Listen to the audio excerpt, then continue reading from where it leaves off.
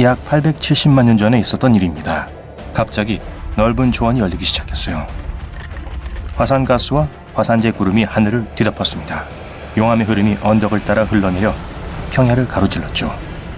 몇 분 안에 위에서부터 검은 화산 유리가 비처럼 내리기 시작했고 동물들을 전멸시키고 식물을 파괴했습니다. 얼마 지나지 않아 땅이 내려앉았고 빨갛게 달아오른 마그마로 가득 찬 거대한 구덩이가 생겼습니다. 그것은 옐로스톤 초화산의 가장 대규모 폭발이었습니다. 이 화산은 사실 지구상에서 가장 큰 활화산 중 하나인데 초화산이라고 불리는 데는 그럴 만한 이유가 있습니다. 지하 깊숙이 수백 킬로미터에 걸쳐 뻗어있는 초화산은 복잡한 구조입니다.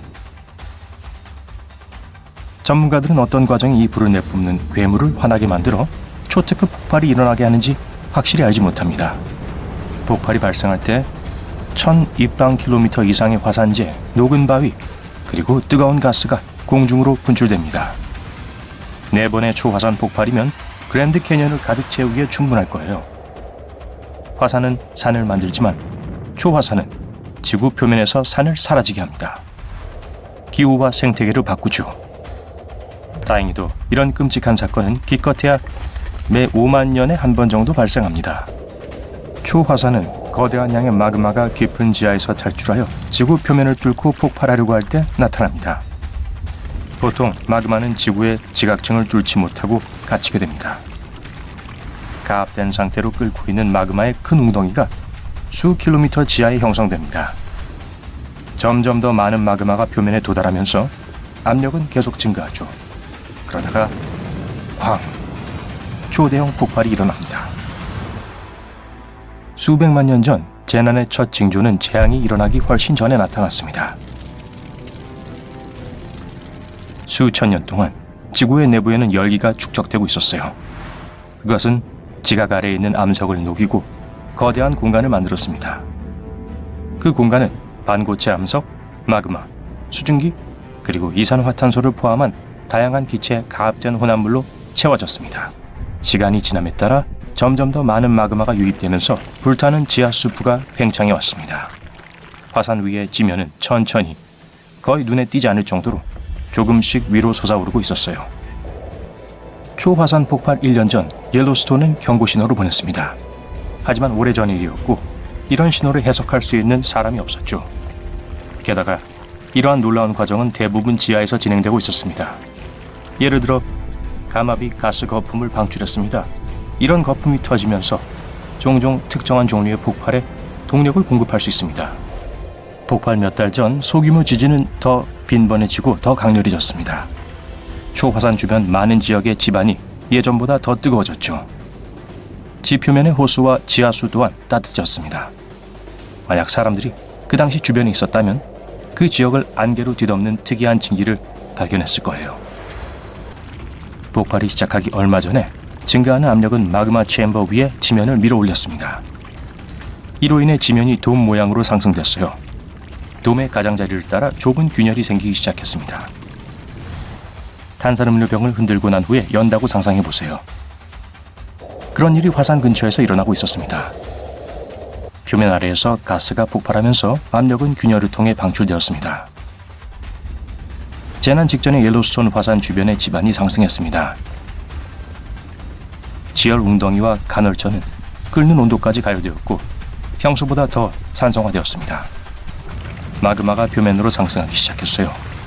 어느 순간 마그마 챔버의 바위 지붕은 더 이상 저항할 수 없었고 폭발은 시작되었습니다. 재해가 일어나기 며칠 전 작지만 끊임없는 진동이 땅을 흔들기 시작했습니다. 하지만 폭발 몇 분 전에야 진짜 진동이 시작되었어요. 귀청이 터질 듯한 굉음과 함께 거대한 기둥의 용암과 화산재가 26km가 넘는 높이까지 공중으로 솟구쳐 올랐습니다. 몇 분 만에 화산 쇠설류의 흐름이 놀라운 허리케인급 속도로 그 지역을 가로질러 돌진했습니다. 화산 쇠설류는 반고체 상태의 용암, 화산재, 그리고 뜨겁고 팽창하는 가스의 액체 혼합물입니다. 마치 매우 뜨겁고 독성이 있는 눈사태처럼 보였습니다. 섭씨 700도 이상의 온도로 그 경로의 모든 것을 태우고 있었어요. 화산은 며칠 동안 계속해서 화산재를 뿜어냅니다. 이 지역의 공기는 최대 300도까지 가열되었습니다. 모든 생물에게 화산재 낙지는 화산 폭발의 가장 위험한 결과 중 하나였습니다. 화산재는 호흡할 경우 폐에 들어간 후 몇 초 안에 유리 시멘트로 변합니다. 대부분의 동물은 살아남을 가능성이 없었죠. 심지어 거대한 나무들도 화산재의 무게를 이기지 못하고 무너지기 시작했습니다. 불과 이틀 만에 3m 두께의 화산재가 화산 폭발의 중심에서 약 80km 떨어진 지역까지 뒤덮었습니다. 결국 화산재의 작은 입자들이 북아메리카의 서부 지역 전체를 덮었습니다. 화산재가 성층권에 들어간 후 전 세계의 기온이 떨어지기 시작했습니다. 화산 폭발은 많은 양의 유황을 분출시키는데 그것은 햇빛을 완전히 차단했어요. 그래서 그 후 여러 해 동안 전 세계 기온이 떨어져서 여름이 사라져버렸습니다. 장마철이 바뀌었어요. 동물들은 먹이와 마실 물을 찾을 수 없었어요. 그레이스 랜딩 초화산 폭발이라고 불리는 이 자연재해는 초특급 규모였습니다. 과학자들이 최근 연구에서 그것을 그렇게 묘사했어요. 지금의 아이다호 남부와 네바다 북부의 23,000평방킬로미터를 뒤덮었죠. 용암의 줄기는 타는 듯이 뜨거운 화산 유리로 뉴저지만 한 지역을 뒤덮었습니다. 즉시 육지 위의 모든 생명체와 이전에 번성했던 식물을 모두 말살시켰습니다.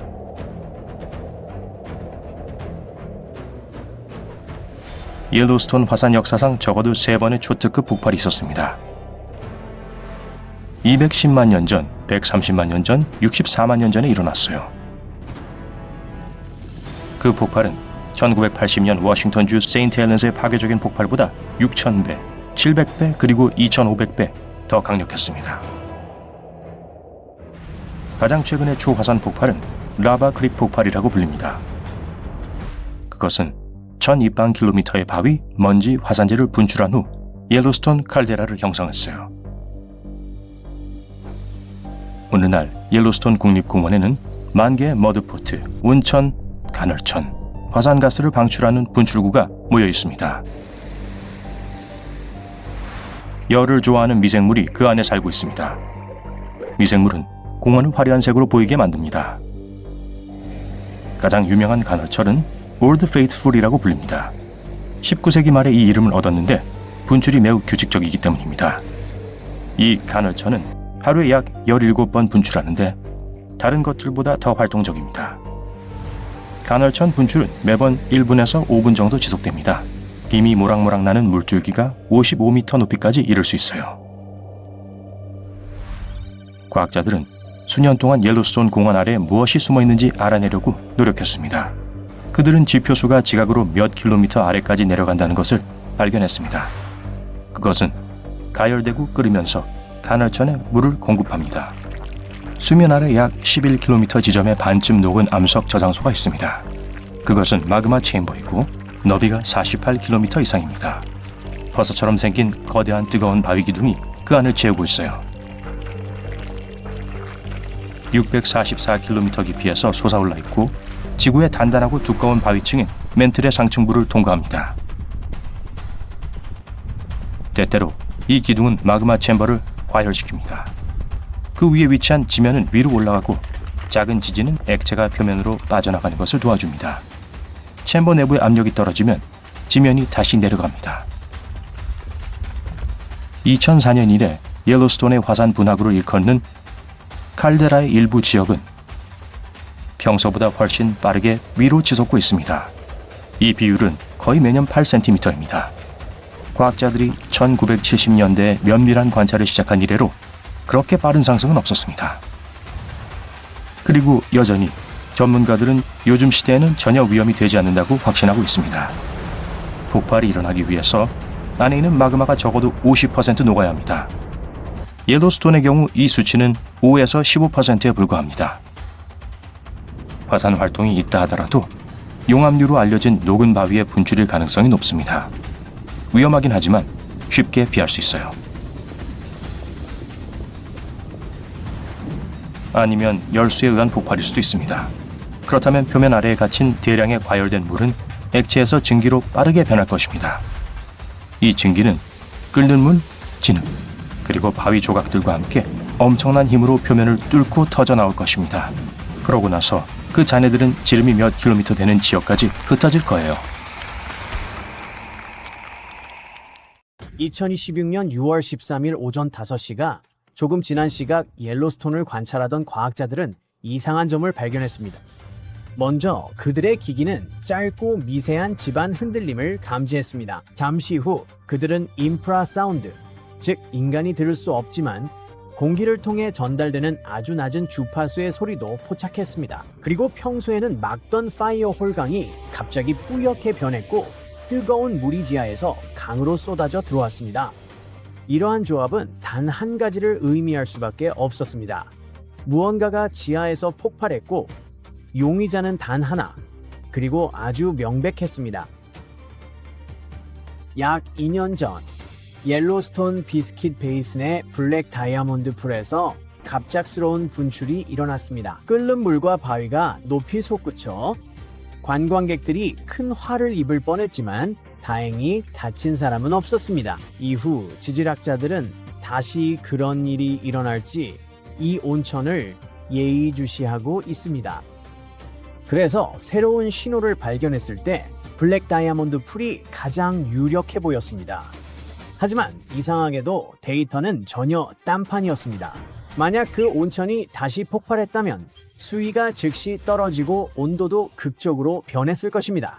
하지만 그런 일은 없었습니다. 센서엔 온도가 잠깐 소폭 올랐다가 곧 정상으로 돌아온 것만 보였습니다. 이는 한 가지를 의미하죠. 블랙 다이아몬드는 분출하지 않았다는 겁니다. 그럼 대체 뭐였을까요? 다행히 연구진에겐 그 지역을 관찰할 다른 도구가 있었죠. 블랙 다이아몬드를 보던 카메라가 폭발 당시 그곳을 향해 있었고 지질학자들이 영상을 확인하자 진짜 원인이 드러났습니다. 알고 보니 전혀 블랙 다이아몬드가 아니었습니다. 실제로 폭발은 더 북쪽에 위치한 또 다른 온천에서 일어난 것이었습니다. 과학자들이 현장을 방문했을 때 땅에 새로 생긴 3개의 분출구를 발견했습니다. 끓는 물이 틈을 통해 즉시 지표면까지 솟구쳤고 곧 상황은 격렬해졌습니다. 지하 깊은 곳은 암석의 무게로 압력이 엄청나서 물이 실제 끓는 전보다 더 뜨거운 상태로 유지될 수 있습니다. 마치 압력솥 안의 물과 같습니다. 섭씨 100도, 화씨 212도보다 훨씬 더 뜨거워지지만 여전히 액체 상태를 유지하며 증기로 변하지 않습니다. 하지만 그 압력이 갑자기 떨어지는 순간 모든 것이 달라집니다. 그 과열된 물 중 일부는 거의 즉시 증기로 변합니다. 물이 증기로 변할 때 2일 700배 팽창에 단 몇 초 전보다 더 넓은 공간이 필요하며 이 급격한 팽창은 지하의 작은 폭발처럼 작용합니다. 이 폭발로 끓는 물, 증기, 진흙, 암석이 새 분출구로 튀어나옵니다. 이것이 비스킷 베이슨에서 일어난 실제 상황입니다. 다행히 인명피해는 없었습니다. 폭발 순간을 목격한 사람도 없었죠. 2024년 대분출 이후 공원 측이 비스킷 베이슨을 폐쇄했기에 이번 폭발 당시 현장엔 아무도 없었습니다. 하지만 그 폭발은 지형을 바꿔놓았습니다. 지질학자들이 확인하러 왔을 때 불과 48시간 전 자신들이 걷던 바로 그 자리가 꺼져 있는 것을 발견했습니다. 그 자리엔 폭발로 새로 생긴 온천풀이 있었습니다. 주차 공간 2개보다 약간 큰 이 풀에선 회색 진흙탕물이 끊임없이 끓고 있었습니다. 수면 아래에선 계속 증기가 쌓였다가 갑자기 터져나왔죠. 몇 초마다 거대한 증기방울이 생겨 터질 때마다 그 풀에선 깊은 쿵쿵 소리가 났습니다. 가끔 새로 생긴 이 온천풀은 더욱 격렬해졌습니다. 단순히 끓는 걸 넘어 갑자기 간헐천처럼 물을 공중으로 뿜어냈습니다. 일부 분출은 6에서 9m 높이까지 치솟았습니다. 이는 이 3층 건물 높이입니다. 그 후 잠시 잠잠해졌습니다. 하지만 물을 뿜지 않을 때도 온천풀 전체는 아래에서 끓어오르는 물로 계속 소용돌이치며 뒤섞였습니다. 사실 옐로스톤에서 새로운 온천이 발견되는 일은 생각보다 자주 일어납니다. 옐로스톤은 지구상에서 가장 큰 지열지대 중 하나에 자리 잡고 있습니다. 지하 통로들은 끊임없이 열리고 닫히고 막히고 부서집니다. 이 배관 구조가 변하면서 오래된 온천은 사라질 수 있고 새로운 온천이 갑자기 나타나기도 합니다. 그래서 새로운 온천 풀이 생긴 건 놀랍지 않습니다. 흥미로운 점은 과학자들이 모든 과정을 포착했다는 점입니다. 장비와 가까운 곳의 수열 폭발에 대해 이토록 많은 정보를 얻은 건 처음입니다. 앞으로 몇 주간 폭발 전후와 도중의 데이터를 초 단위로 분석해 한 가지를 집중적으로 찾을 겁니다. 폭발하기 전에 땅이 어떤 경고 신호를 보냈을까요? 만약 작은 지진이나 이상한 소리 혹은 다른 신호들이 먼저 나타났다면 과학자들은 마침내 이런 폭발이 일어나기 전에 경고 신호를 인식하는 방법을 알게 될지도 모릅니다. 그리고 이는 앞으로 옐로스톤을 훨씬 더 안전한 곳으로 만들 수 있습니다. 이제 여러분은 혹시 이 폭발이 옐로스톤의 슈퍼화산이 깨어나고 있다는 신호가 아닐까 궁금할 수도 있습니다. 절대 그렇지 않습니다. 옐로스톤의 온천, 간헐천, 그리고 머드팟은 모두 지하 깊은 곳에 있는 거대한 마그마 덩어리에서 열을 얻습니다. 그 마그마가 지하수를 데우고 뜨거운 물은 결국 다시 지표면으로 올라오게 됩니다. 하지만 수열 폭발은 화산 분출과는 매우 다릅니다. 이것은 기본적으로 증기 폭발입니다. 마그마가 지표면 쪽으로 올라오지도 않고 새로운 용암이 땅에서 나오지도 않습니다.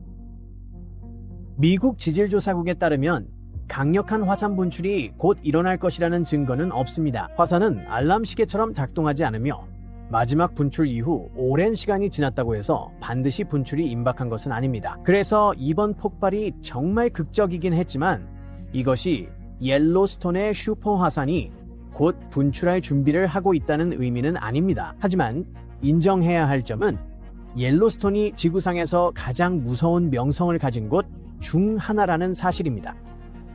옐로스톤에서 지진이 연달아 발생하거나 간헐천이 평소와 다른 행동을 할 때마다 인터넷에는 슈퍼 화산이 곧 깨어날 것이라는 소문이 퍼집니다.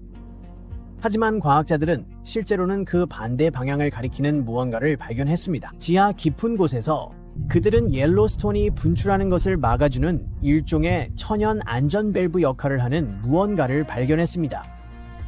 이를 위해 연구진은 53,000파운드 트럭을 공원 곳곳에서 몰았습니다. 이 트럭은 무거운 장비 운반용이 아니었습니다. 트럭 자체가 실험이었습니다. 트럭은 땅을 반복해서 살살 흔들었습니다. 이 진동은 수천 피트 지하까지 전달되어 여러 암석층에 부딪힌 뒤 다시 지표면으로 돌아왔습니다. 600개가 넘는 지진 센서가 그 반향을 기록했습니다. 그 결과 슈퍼화산의 지하 배관 구조를 보여주는 선명한 이미지가 탄생했습니다. 연구진은 지표면 약 2.4마일 아래 옐로스톤 마그마 저장고 상단을 표시하는 층을 확인했죠. 과학자들은 저장고가 어디서 시작되는지 수년간 논쟁했지만 이제 알게 됐습니다. 하지만 이 층은 단순한 경계가 아닙니다. 이 층은 중요한 역할을 합니다. 일종의 뚜껑으로 부분적으로 녹은 뜨거운 암석층이며 그 안엔 뜨거운 물과 화산가스가 작은 주머니들로 가득합니다. 이 층은 스펀지처럼 다공성 구조입니다. 이 특징이 매우 중요한 건 압력을 가두는 대신 소량의 가스가 천천히 새어나가게 하기 때문입니다. 가스는 결국 옐로스톤의 간헐천, 온천, 증기구, 진흙탕을 통해 빠져나옵니다. 이는 풍선이 터지게 두는 대신 공기를 조금씩 빼는 것과 같습니다. 가스가 조금씩 빠져나가서 지하 압력이 그렇게 빨리 쌓이지 않고 현재 조건에서는 대규모 분화가 일어날 가능성이 훨씬 낮아집니다. 그렇다고 옐로스톤이 완전히 사라진 건 아닙니다. 거대한 마그마방은 여전히 존재하며 활동 중입니다. 그 마그마방은 약 200만 년 동안 공원 아래에 자리해 왔습니다. 그 안에 있는 용암은 폭발적 분화를 일으킬 수 있는 같은 종류의 암석으로 과학자들도 이 화산이 다시는 분화하지 않을 거라고 말하는 건 아닙니다. 단지 지금 이 순간 옐로스톤의 지하 배관 시스템이 정상적으로 작동하고 있다고 말할 뿐이죠. 압력을 계속 저장하는 대신 조금씩 방출하고 있는 것이죠. 이제 과학자들이 지하 뚜껑의 위치와 작동 방식을 정확히 알게 되어 옐로스톤 아래의 상황을 훨씬 더 잘 파악할 수 있게 됐습니다. 그리고 이 시스템에 변화가 생기기 시작한다면 그 변화를 조기에 포착할 가능성도 훨씬 높아질 것입니다. 옐로스톤의 경보 수준은 현재 녹색이지만 너무 안심하지는 마세요. 이 슈퍼화산은 여전히 살아있으며 언제든 폭발할 수 있습니다. 새 데이터는 칼데라가 숨을 쉰다는 걸 보여주죠. 지하 깊은 곳의 움직임에 따라지면 이 서서히 오르내립니다. 만약 오늘 옐로스톤이 실제로 폭발한다면 엄청난 재앙이 될 것입니다. 10피트 두께의 화산 지층이 1000마일 떨어진 곳까지 모든 것을 덮어버릴 것이고 9만 명 이상의 사람들이 거의 즉시 목숨을 잃게 될 것입니다. 문제는 최근 그곳에서 이상 징후가 포착되고 있다는 건데 희귀한 에키누스 간헐천이 갑자기 분출하는 것 같은 일 말이죠. 이것은 세계에서 가장 큰 산성 간헐천으로 너비가 약 60피트에 달합니다. 산성을 뿜어내는 온천이라고 생각하시면 됩니다. 또한 온도가 화씨 200도 이상까지 올라갈 정도로 매우 뜨겁습니다. 에키누스 간헐천은 70년대에 정말 활발했는데요. 40분에서 80분마다 분출하곤 했습니다. 하지만 지난 6년 동안 잠잠하다가 2016년이 5월에 다시 분출했습니다. 물줄기가 30피트 높이까지 솟구쳤고 분출은 약 3분 동안 지속되었습니다. 꽤 볼만한 광경이었지만 사람들은 걱정했습니다. 그러니까 이게 화산이 마침내 깨어나고 있다는 신호일까요? 글쎄요, 아닐 겁니다. 간헐천은 원래 간헐적으로 분출하니까요. 그건 전형적인 옐로스톤의 모습이죠. 하지만 최근 이상 징후를 보이는 온천이 에키누스뿐만이 아닙니다. 옐로스톤은 미국의 첫 번째 국립공원이며 활성 슈퍼화산 바로 위에 자리 잡고 있습니다. 그래서 그곳에는 500개 이상의 활성 간헐천이 있는 것이죠. 기본적으로 지하에서 가열되어 이따금 공중으로 물과 증기를 뿜어내는 온천입니다. 이 간헐천들은 땅속 깊이 연결된 긴 튜브나 구멍 같은 모양이며 물로 가득 차 있습니다. 바닥의 물이 마그마, 즉 용암과 아주 가깝기 때문에 끓기 시작하는 것이죠. 그 압력이 물을 위로 밀어올려 분출하게 만듭니다. 그러고 나면 물이 다시 서서히 빠져나가고 이 과정이 처음부터 다시 시작됩니다. 주변에 이런 간헐천이 많다는 건 공원이 기본적으로 증기로 덮여 있다는 뜻이라 정말 신비롭고 안개 낀 듯한 느낌을 줍니다. 그리고 이제 훨씬 더 멋진 일이 생겼습니다. 지면 이 말 그대로 움직이고 있거든요. 최근 모든 사람의 시선이 이곳 노리스 간헐천 분지에 쏠려 있습니다. 이곳엔 세계 최고 높이의 활성 간헐천인 스팀보트 간헐천이 있습니다. 2025년부터 과학자들은 이곳에서 이상 징후를 포착했습니다. 평평했던 땅이 불룩하게 솟아올랐습니다. 옐로스톤 칼데라 북쪽 가장자리를 따라지면 이 약 1인치 솟아올랐지만 옐로스톤이 폭발해 지구 멸망을 초래할까봐 걱정하지 마세요. 상황이 꽤 무서운 건 사실이지만 이게 곧 폭발이 일어날 거라는 직접적인 징후는 아닙니다. 사실 이건 새로운 현상도 아닙니다. 1996년에서 2004년 사이에도 지표면은 같은 현상을 보였습니다. 노리스 간헐천 분지 남쪽 지역이 약 5인치나 솟아올랐었죠. 이건 약 9마일 깊이의 거대한 마그마 웅덩이가 밀어올려 발생한 것입니다. 마치 옐로스톤이 곧 폭발할 듯 했습니다. 모두 종말이라 여기며 겁에 질렸습니다. 하지만 아무 일도 없었죠. 그러다 2013년 말 지면이 다시 연간 약 6인치 속도로 솟아올랐는데 이는 그 어느 때보다 빠른 속도였습니다. 모두가 다시 크게 긴장했습니다. 하지만 지난번처럼 큰 일은 일어나지 않았습니다. 이 현상은 2014년까지 지속되다 규모 4.9의 지진과 함께 끝났죠. 70년대 이후 그 지역 최대 지진이었지만 대규모 폭발을 일으키진 않았어요. 사실 옐로스톤이 마지막으로 폭발한 것은 약 7만 년 전이었고 심지어 거대한 폭발도 아니었습니다. 현재 이런 현상이 일어나는 지역은 노리스 융기 이상 지역으로 알려져 있으며 과학자들은 이 기이한 현상에 꽤 익숙해지고 있습니다. 마그마가 지각으로 이동하면 식으면서 갇혀있던 가스를 방출한다고 합니다. 그 가스가 빠져나가면서 압력이 떨어지고 지면 이 다시 가라앉는 것이죠. 하지만 이 지역이 마침내 조용해졌다고 생각한 순간 아니었습니다. 지난 2025년 7월 과학자들은 데이터를 확인하고 이를 확증했습니다. 지면이 다시 솟아오르고 있었던 겁니다. 모든 과정이 90년대 상황과 흡사했습니다. 이는 2025년에 지진 횟수가 갑자기 늘어난 이유를 설명해 줍니다. 그 해는 전체적으로 약 100번의 지진만 발생해 사실 조용했습니다. 평년엔 최소 2일 500번이 일어나는 것에 비해 낮은 수치입니다. 하지만 2025년 말에 지진 횟수가 갑자기 늘었고 대부분이 이상 지역 근처에서 발생해서 과학자들은 두 현상이 연관되어 있다고 확신했습니다. 추정치에 따르면 지면이 한동안 계속 솟아오를 것으로 보였지만 폭발에 대해서는 걱정할 필요가 없다고도 말했습니다. 지금껏 본 변화들은 사실 꽤 미미합니다. 옐로스톤이 폭발하기 직전 나타날 경고 징후들에 비하면 아무것도 아니죠. 게다가 이제는 90년대보다 이런 지면 변화를 추적할 더 나은 도구들이 있습니다.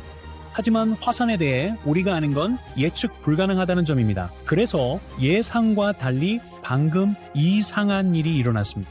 지면이 솟아오르는 것을 멈춘 겁니다. 정확한 말씀이십니다. 최근 측정 결과 25년 7월부터 이어진 지면 융기가 멈췄습니다.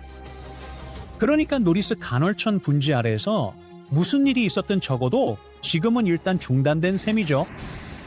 그리고 칼데라가 정상으로 돌아왔음을 보여주는 또 다른 증거가 있습니다. 2026년 2월에 그곳에서 74건의 지진이 발생했는데 많아 보일 수도 있지만 옐로스톤에서는 그렇지 않습니다. 공원 내 지진의 약 절반은 보통 분집 지진으로 발생하기 때문에 이는 꽤나 일반적인 수치입니다. 즉 비슷한 시간에 같은 지점을 강타하는 지진 무리를 말하는데 예를 들어 이런 군집 지진은 1시간 내에 10번의 미세 지진을 일으킬 수 있죠. 참고로 말씀드리면 지진이 가장 많이 발생했던 해는 2017년이었습니다. 그 해에는 한 달에 280억 원 정도의 지진이 발생했는데 그때조차 위험한 활동으로 간주되지는 않았습니다.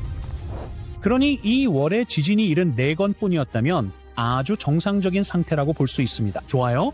이제 칼데라는 다시 잠잠해진 것 같군요. 그럼 이제 안전하고 옐로스톤이 폭발하지 않는다는 뜻일까요? 꼭 그렇지만은 않습니다. 화산은 전혀 예측할 수 없으니까요. 네, 거듭 말씀드리지만 오늘날의 모든 첨단 도구를 동원해도 화산의 움직임을 정확히 알기는 어렵습니다. 따라서 엄밀히 말하면 언제든 분화할 수 있다는 거죠.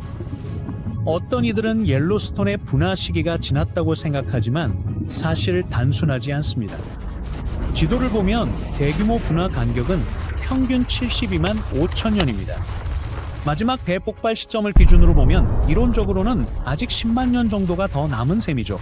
하지만 화산은 정해진 일정대로 움직이지 않기에 평균치는 큰 의미가 없습니다. 만약 옐로스톤이 폭발한다면 엄청난 재앙이 될 것이며 인류가 목격한 그 무엇보다 훨씬 더 강력할 것이라고 합니다.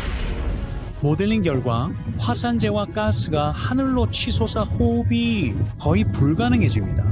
그 화산재는 3, 4일 만에 유럽까지 도달할 수 있습니다. 마그마는 숲과 강, 산 등 경로에 있는 모든 것을 집어삼켜 지역을 초토화할 것입니다. 과학자들은 분화 가능성이 희박하다고 말하며 또 다른 사실도 있습니다. 옐로스톤 지하의 마그마 방 중 하나는 액체 상태가 5에서 15% 정도뿐입니다. 나머지는 기본적으로 단단한 암석입니다. 뜨겁지만 고체 상태죠. 분화할 만큼 유동적인 마그마가 있는지도 불확실합니다. 그렇다고 안심해도 된다는 뜻은 아닙니다. 전문가들은 향후 몇 달간 변화를 확인하기 위해 여전히 노리스 간헐천 분지를 주시하고 있습니다.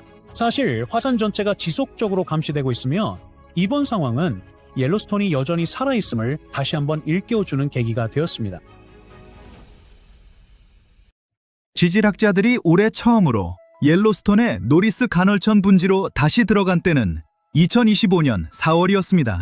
정기 점검을 하던 중 이번에는 뭔가 달라졌다는 걸 알아챘죠. 평범한 흙바닥이던 자리에 이제는 연한 우윳빛 하늘색 물로 가득 찬 지름 약 4m짜리 거대한 구멍이 생겨 있었던 겁니다. 모두가 겁을 먹었죠. 혹시 옐로스톤 초화산이 깨어나려는 징후일까요? 그렇다면 도시를 무너뜨릴 세계적 재앙이 됩니다. 미국 지질조사국에 따르면 그런 규모의 분화가 일어나면 여파는 전 지구에 미칩니다. 먼저 옐로스톤 주변부터 화쇄류가 덮칩니다. 화쇄류는 화산가스, 화산재, 부석, 뜨거운 암괴가 고밀도로 뒤섞여 쏟아지는 질주하는 흐름이죠. 닿는 건 모조리 파괴하고 분화가 나면 그 흐름이 와이오밍과 아이다호, 몬태나까지 밀고 나갈 겁니다. 조금 더 떨어진 지역은 화쇄류는 피하겠지만 화산재 낙하를 겪게 됩니다. 분화 중심에 가까운 주들엔 특히 폭넓게 쏟아지겠죠. 그 재를 들이마시면 특히 위험합니다. 쌓이는 무게 자체도 큰 위협이고요. 쌓이면 농작물을 덮어 말리고 건물까지 주저앉힙니다. 이국적인 결과는 이루셀 수 없겠지만 그 얘기는 잠시 뒤로 미룹시다. 발견 직후 그 기이한 구덩이가 곧 전문가들까지 깜짝 놀라게 했거든요. 현장엔 바위가 사방에 흩어져 있었고 일부는 지름이 30cm 남짓이었죠. 모두 회색 진흙이 잔뜩 묻어 있었습니다. 그 진흙은 새로 생긴 온천의 벽과 성분이 같았습니다. 마치 그 자리에서 그대로 폭발해버린 듯 했지만 실제로 본 사람은 없었습니다. 팀은 언제 생겼는지 알아보려고 예전 위성사진을 들여다봤죠.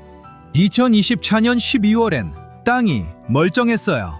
2025년 1월 6일에는 작은 함몰이 보였고 2월 13일쯤엔 물이 고인 구멍이 드디어 생겼습니다.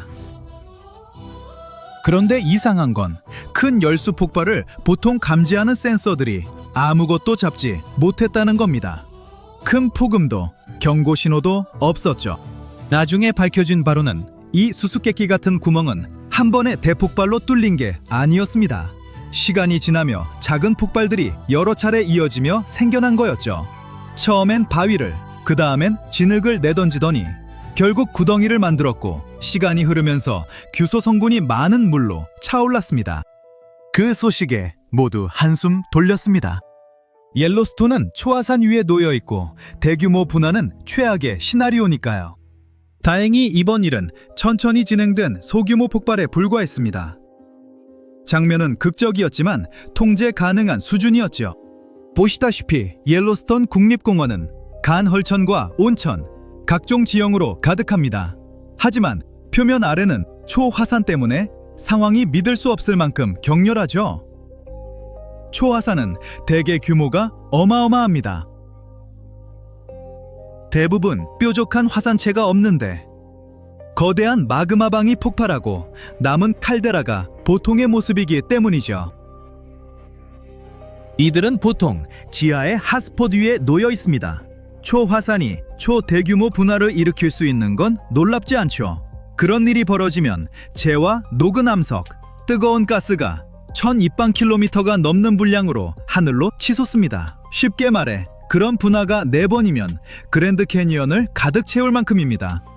초화산은 지하 깊은 곳에 엄청나게 뜨거운 마그마가 대량으로 빠져나올 때 형성됩니다. 이 마그마는 지표 가까이까지 치솟지만 지각을 뚫지 못합니다. 그래서 지표에서 몇 킬로미터 아래에 압력이 잔뜩 오른 거품이는 마그마 웅덩이가 모이죠. 더 많은 마그마가 밀려들면서 압력은 계속 커지고 그러다 빵! 초대형 분화가 터집니다. 2015년에 유타대학교 연구진이 옐로스톤 초화산의 주 마그마방을 지도화했는데 크기에 깜짝 놀랐습니다. 게다가 그 아래 또 하나가 있었죠. 두 저장소를 합치면 그랜드 캐니언을 11번이나 가득 채울 양의 녹은 암석이 들어갑니다. 그 많은 마그마가 위쪽 지반을 밀어올리기 때문에 옐로스톤 지표는 해마다 한두 인치, 그러니까 서너 센티미터씩 솟아오릅니다. 그 느린 융기가 별것 아닌 듯 들릴지 몰라도 옐로스톤이 여전히 활동 화산이고 화산 폭발 지수 8이라는 사실을 더하면 일이 틀어지면 어떨까 걱정될 만하죠. 게다가 최근 몇 년 사이 옐로스톤이 다소 예민했던 것도 사실입니다. 2023년 3월에 이 지역에 지진이 354회 기록됐습니다. 대부분 미소 지진이었지만 가장 큰 것은 규모 3.7이었고 106회로 이뤄진 군집의 일부였죠. 자, 겁먹기 전에 옐로스톤 화산 관측소 전문가들은 당장 호들갑 떨 필요 없다고 말합니다. 가까운 시일 내 분화 조짐은 없고요. 화산은 일정 표대로 움직이지 않습니다. 오랫동안 잠잠했다고 곧 터진다는 뜻은 아니죠. 지금으로선 공원이 안정적입니다. 하지만 과학자들은 만약을 대비해 지하에서 벌어지는 일들, 지진과 집안 융기, 심지어 온도 변화까지 면밀히 지켜보고 있죠. 옐로스톤 아래 초고온 마그마 기둥, 즉 핫스폿은 무려 1700만 년 동안 꿈틀거려 왔습니다. 지각이 그 위를 천천히 지나가면서 핫스폿은 스네이크 리버 평원을 따라 길이 약 720km에 이르는 화산의 흔적을 남겼습니다. 그 오래된 화산 대부분은 지금은 용암과 퇴적층 아래에 묻혀 있죠. 불과 지난 약 210만 년 동안만 해도 옐로스톤은 땅의 얼굴을 바꿔놓을 만큼 거대한 대분화를 3차례 일으켰습니다. 그때마다 화쇄류가 초고온의 암평과 화산재, 부석에 강이되어 수킬로미터 밖까지 내달렸고 폐적물은 수십 미터 두께로 켜켜이 쌓여 어떤 곳은 굳어 용암처럼 단단한 암석이 됐습니다. 그 분화로 지하 마그마방이 비자 지붕이 무너져 오늘 우리가 보는 거대한 칼데라가 생겼습니다. 그 초대형 분화들이 끝난 뒤에도 옐로스톤은 멈추지 않았습니다. 약 18만 년 전부터 7만 년 전 사이에는 거대한 유무남질 용암류가 흘러나와 많게는 약 600입방킬로미터에 이르기도 했습니다. 일부는 남북 방향의 분기구대를 따라 흘렀죠. 웨스트 옐로스톤 용암류는 약 11만 년 전에, 네즈퍼스 크리크 용암류는 약 16만 년 전에 분출했습니다. 칼데라 북서 가장자리에 메디슨 정션에 서보면 라바 크릭 응외암 분출로 약 64만 년 전 땅이 내려앉으며 생긴 절벽이 보입니다. 칼데라 안쪽으론 바닥을 가로질러 구불구불 굳은 용암류도 보일 거예요. 초화산이 언제 분화할지 가늠하는 건 자연이 보내는 경고 신호를 읽어내는 일과 같습니다. 거대한 분화, 수천 년 전부터 지하의 열이 서서히 쌓이고 마그마방은 뇌관이 달린 압력소처럼 변하죠. 작은 징후들이 하나둘 나타납니다. 압력이 달라지며 가스방울이 빠져나오고 지진이 땅을 흔듭니다. 지표는 천천히 융기하고 균열이 생기며 온천과 간헐천이 평소보다 더 뜨겁고 요란해지죠. 그럼 옐로스톤이 실제로 분화하면 어떻게 될까요? 앞서 말한 화쇄류를 기억하시죠? 화쇄류는 두 부분으로 볼 수 있는데 하나는 지표면을 따라 달리는 뜨거운 하부 흐름이고 다른 하나는 그 위를 따라가는 재구름입니다. 이 둘이 합쳐지면 광범위한 지역을 초토화합니다. 분화 뒤 사흘에서 나흘이면 제가 유럽까지 닿겠지만 그쪽 피해는 비교적 크지 않을 겁니다. 그 다음엔 분화로 방출된 황성분이 상층대기로 올라가면서 전 지구 기온이 내려가는데 2-3주면 충분합니다. 과학자들은 전 지구 평균 기온이 최대 섭씨 10에서 12 정도 떨어질 것으로 예측합니다. 이런 영향은 6에서 10해가량 지속될 수 있고 몬순이 끊기면서 아시아에서 대규모 기근을 일으킬 수도 있죠. 무섭나요? 너무 겁먹지는 마세요. 다행히 과학자들은 옐로스톤 국립공원 아래 잠든 거인이 우리 생애에 깨어날 거라고 보지 않습니다. 전문가들은 다음 분화가 일어날 때까지는 수십만 년이 더 걸릴 가능성이 크다고 말합니다. 설령 그때가 와도 생각만큼 나쁘지 않을 수 있는데 옐로스톤 속 마그마가 사실 4개의 방으로 나뉘어 퍼져 있다는 사실이 확인됐거든요. 게다가 일부 저장소의 마그마는 식어 굳어갈 가능성이 커서 분화 확률을 더 낮춥니다. 그러니 분화가 일어나면 세상의 지형을 바꿀 만한 일이겠지만 가까운 미래에 벌어질 가능성은 매우 낮습니다. 옐로스톤 국립공원이 거대한 초화산 위에 자리 잡고 있다는 이야기를 들어보셨을 거예요. 이 지역이 강력한 간헐천과 온천을 자랑할 수 있는 이유이기도 하죠. 하지만 이는 또한 옐로스톤 아래에 거대한 마그마방이 있다는 걸 의미하기도 합니다. 2015년 유타대학교의 연구원들은 이 마그마방이 이전에 모두가 생각했던 것보다 훨씬 더 크다는 사실을 발견했어요. 심지어 맨 위 저수지 아래에 마그마가 있는 저수지를 하나 더 발견했습니다. 분명히 방이 넓을수록 더 많은 마그마가 포함되어 있습니다. 저수지 2개를 합치면 그랜드 캐년을 한 번이 아닌 11번이나 채울 수 있는 양의 마그마가 저장되어 있어요. 하지만 마그마 방에서 가장 걱정스러운 점이 뭔지 아시나요? 마그마는 그 위의 땅을 밀어내는 경향이 있다는 거예요. 그 결과 옐로스톤의 땅은 1년에 약 2.5에서 5cm씩 상승합니다. 게다가 옐로스톤은 활화산 상태예요. 화산 폭발성 지수는 8점 만점에 8점이고요. 이 수치가 높다는 건 화산이 폭발하면 대재앙이 일어날 수 있다는 걸 의미합니다. 참고로 1991년 필리핀의 피나투보 화산 폭발은 역사상 가장 강력한 화산 폭발로 평가받으며 화산 폭발성 지수 6을 기록했습니다. 별게 아니었네요. 이제 걱정할 것이 있는지 알아볼게요. 2023년 3월 유타대학교 지진 관측소는 옐로스톤 국립공원 전 지역에서 354회의 지진을 기록했습니다. 엄청나게 많은 것 같네요. 하지만 이달의 가장 인상적인 사건은 규모 3.7의 미니 지진이었습니다. 이 지진은 3월 29일에 시작되어 월말까지 계속된 106회의 지진 중 일부였어요. 네, 지진은 무리를 지어 발생한다고 하네요. 그러니까 조심하세요. 전문가들은 옐로스톤의 지진 활동이 평소보다 좀 더 활발하다고 말합니다. 하지만 심각한 수준은 아니라고 해요. 옐로스톤 화산 관측소의 지구 물리학자 마이클 폴란드는 이 화산이 당분간은 폭발하지 않을 것이라고 주장합니다. 화산이 폭발하려면 지표면 아래에 분출할 수 있는 충분한 마그마가 있어야 합니다. 또한 이 마그마를 상승시키기에 충분한 압력도 있어야 하고요. 하지만 오늘날에는 이러한 조건 중 어느 것도 존재하지 않습니다. 전문가에 따르면 옐로스톤은 현재 안정적이라고 해요. 동시에 폴란드와 그의 팀은 모든 종류의 지하 활동을 추적해서 분화 가능성에 대한 경고 신호를 찾고 있습니다. 그중 일부는 지진 발생 빈도와 지반 변형일 수 있어요. 해당 지역에서 지표면의 극심한 변화와 함께 수천 번의 미소 지진이 발생하면 경보가 울릴 수 있습니다. 연구팀은 또한 공원의 열적 특징의 온도도 모니터링합니다. 이는 공원 전체의 간헐천 활동과 가스 및 열 배출량의 변화라는 잠재적 재난에 또 다른 주목할 만한 징후예요. 언론은 옐로스톤의 마지막 분화가 7만 년 전에 일어났기 때문에 곧 또 분화할 것이라고 주장하지만 화산은 그런 식으로 분화하지 않습니다. 전문가들이 화산에 대한 가장 흔한 오해 중 하나로 꼽는 것이 화산이 실제로는 타임라인을 따르지 않는다는 거라고 해요. 하지만 슈퍼 화산 폭발이 일어난다면 가장 걱정되는 것은 용암이 흘러내리는 게 아닐 수 있습니다. 그리고 자연재해에 수반될 가능성이 높은 지진도 아니고요. 슈퍼 화산 폭발의 최악의 결과는 화산재와 화산재 낙하입니다. 수년 전 옐로스톤 화산이 폭발했을 때 어땠는지 살펴볼게요.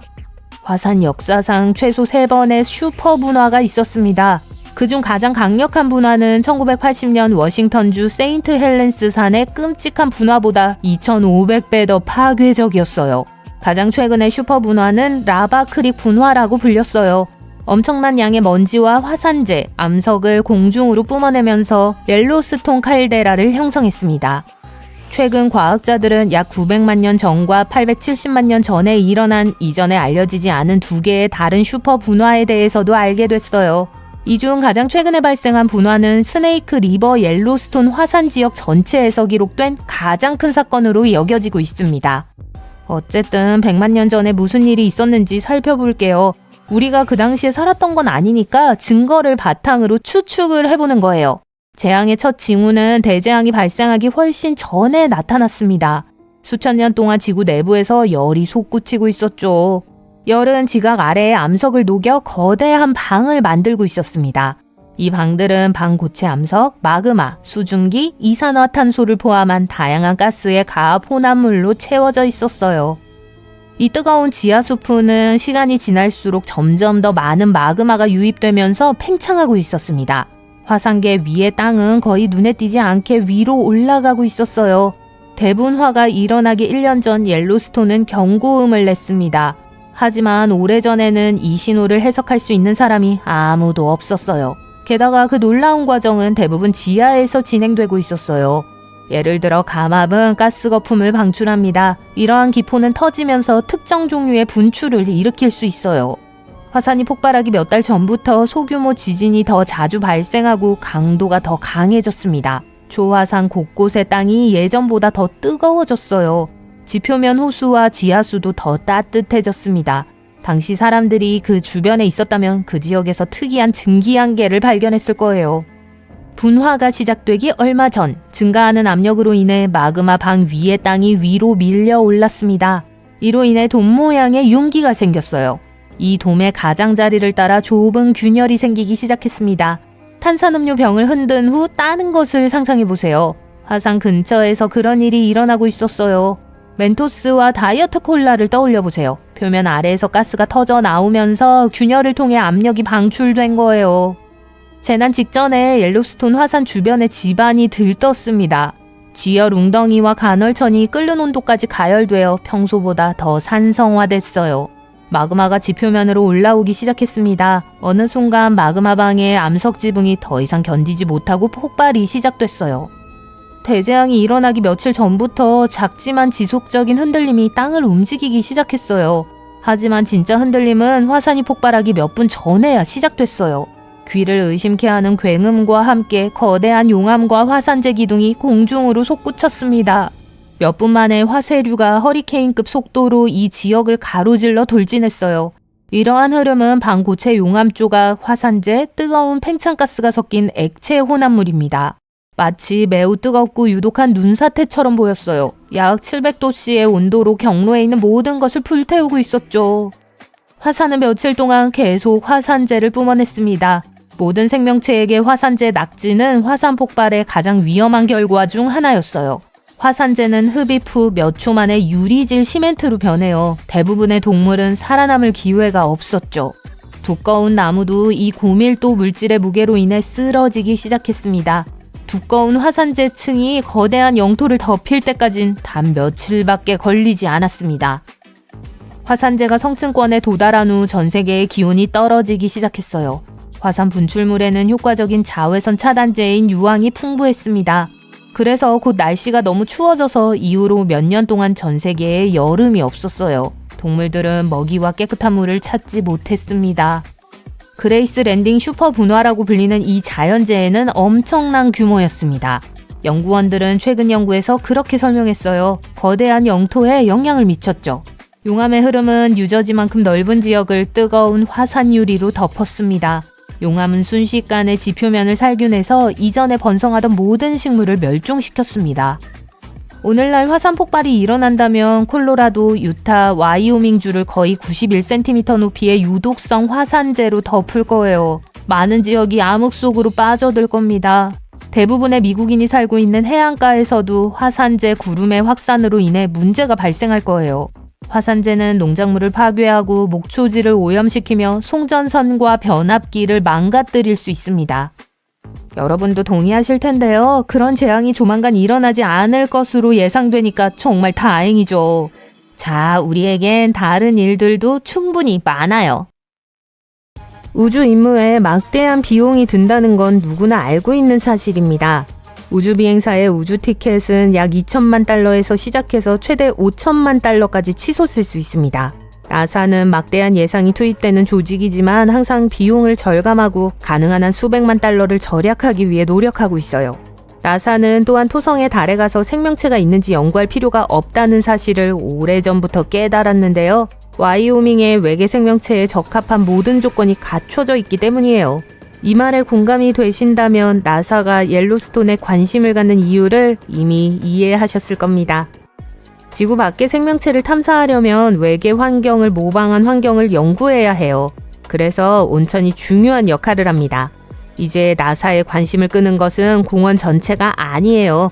곰과 무스 그리고 다른 지구 생명체들에 대해선 현지 생물학자들에게 맡기기로 하죠. 진짜 핫스팟은 미생물이 번성하는 간헐천입니다. 참고로 옐로스톤에는 전 세계를 합친 것보다 더 많은 간헐천과 온천이 있어요. 어떤 물에서는 물이 89도까지 올라갈 수도 있어요. 그건 차 끓이는 데나 좋을 텐데 싶으시죠? 하지만 미생물 형태의 생명체는 이러한 극한 조건에서 생존할 뿐만 아니라 이러한 조건에 특별히 적응해서 번성해요. 그렇다면 이 미생물들이 다른 행성에서 생명체를 찾는데 도움이 될 수 있을까요? 물론이죠. 이제 진짜 슈퍼스타 그랜드 프리즘 스프링에 주목해보겠습니다. 그랜드 프리즘 스프링은 실리카로 가득 차 있어 그 놀라운 색을 띠고 있어요. 실리카는 햇빛, 특히 파란색 파장을 굴절시키기 때문에 매우 생생하게 보입니다. 하지만 가장 멋진 부분은 색이 아니라 이 온천이 생명의 진화에 대해 많은 것을 가르쳐준다는 사실이에요.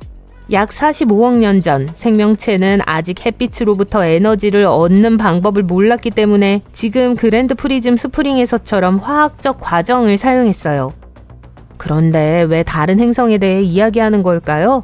지구의 생명체가 옐로스톤에서 볼 수 있는 것과 비슷한 방식으로 시작되었다면 우주의 다른 곳에서도 비슷한 생명체를 찾을 수 있을 가능성이 높기 때문이에요. 그리고 지구에서 생명체가 어떻게 시작되었는지 정확히 밝혀낼 수 있다면 다른 행성에서 생명체를 찾는 작업을 더욱 정교하게 조정할 수 있을 겁니다. 토성 궤도를 도는 엔셀라두스와 해왕성의 위성인 트리톤 같은 위성에서도 옐로스톤의 간헐천과 매우 유사한 간헐천을 볼 수 있습니다. 하지만 옐로스톤에서 볼 수 있는 간헐천과 어떻게 비교할 수 있을까요? 1989년 나사의 보이저 2호 우주선은 트리톤에서 간헐천을 발견하면서 획기적인 성과를 냈습니다. 1979년 보이저 1호가 발견한 목성의 위성 2호의 화산 폭발을 제외하면 지구 밖에서 간헐천을 본 것은 이번이 처음이었어요. 그 이후로 태양계의 다른 위성에서도 더 많은 간헐천이 발견됐어요.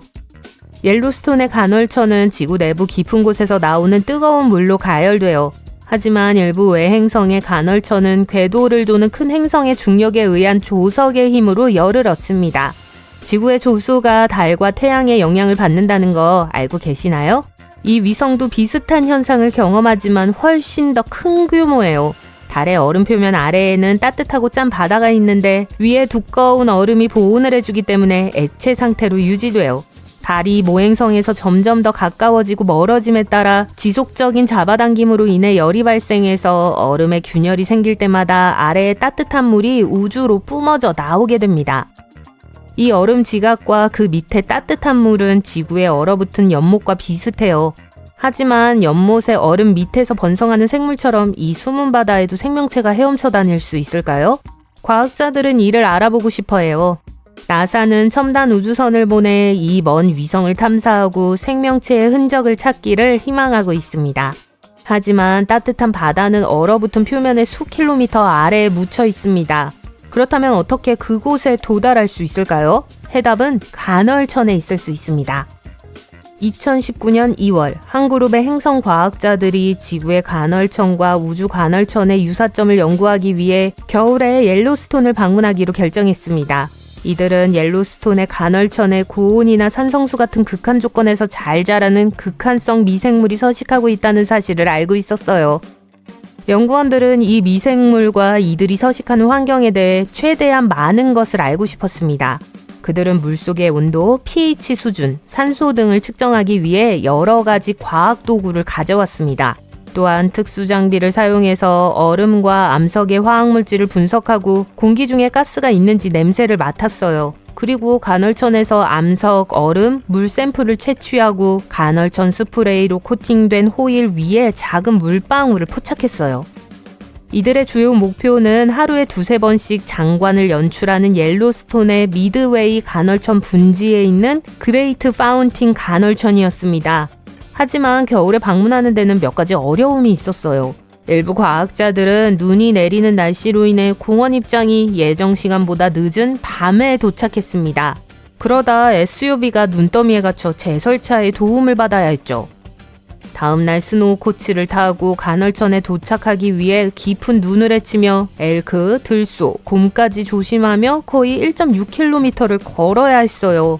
그레이트 파운틴 간헐천으로 향하는 도중에 휴식을 취하며 레몬풀과 서프라이즈 풀과 같은 다른 흥미로운 풀에서 샘플을 채취하고 수치를 측정했어요. 옐로스톤은 멀리 떨어져 있는 것처럼 느껴지지만 엔셀라두스나 트리톤과 같은 곳만큼 멀리 떨어져 있진 않아요. 옐로스톤은 지구와 그 너머의 생명체에 대해 많은 것을 가르쳐 줄 수 있는 독특한 자연 실험실입니다. 실험실이라면 그랜드 프리즘 스프링도 실험실에 포함될 수 있습니다. 현미경으로 보면 성냥처럼 보이는 이 박테리아를 보세요. 이 박테리아의 공식 라틴어 이름은 서머스 아쿠아티쿠스이며 이 온천에 서식하고 수백만 명의 생명을 구한 박테리아예요. 이 말을 못 믿으시겠다면 이 박테리아가 오늘날 의학에서 빠르고 정확한 진단을 내리기 위해 널리 사용되는 PCR 검사의 기초를 만드는 데 도움이 되었다는 사실을 아셔야 해요.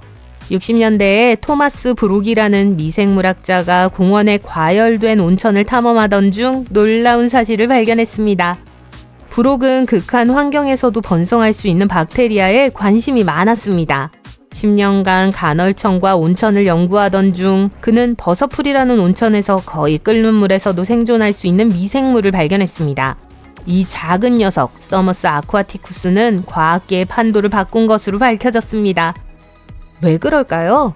DNA 샘플의 사본을 빠르게 만드는 데 사용되는 중합 효소 연소의 반응이라고도 하는 PCR이라는 기술이 중요하기 때문이에요. 브록이 발견하기 전에는 열이 DNA를 결합하는 효소를 손상시킬 수 있기 때문에 이 과정이 까다로웠습니다. 하지만 서머스 아쿠아티쿠스 덕분에 과학자들은 이제 DNA 샘플을 분해하지 않고 가열하고 냉각할 수 있어 모든 과정이 더 빠르고 쉬워졌어요. 이 모든 것은 연구원들이 이 유기체에서 택 중합 효소라는 효소를 정제했기 때문에 가능했습니다. 옐로스톤의 미생물이 맛있고 지속 가능한 아침 식사를 위한 새로운 재료가 될 수 있어요. 이 독특한 미생물은 미 항공우주국이 지원하는 연구 중에 발견되었으며 이제 맛있는 비건 아침 식사 패티와 크림치즈로 변신하고 있어요. 원래 온천에서 발견된 이 작은 미생물은 푸사리움 균주 플라볼라피스라고 불리며 장시간 우주 임무를 위한 잠재적인 단백질 공급원으로 우주 애호가들의 관심을 끌고 있습니다. 또한 필요한 물과 토양이 소고기보다 훨씬 적기 때문에 지구를 위한 현명한 선택이기도 해요. 연구원들은 처음에 이 미생물을 바이오 연료용으로 연구했지만 곧 닭고기를 연상시키는 질감의 완전한 단백질로 배양할 수 있다는 사실을 깨달았습니다.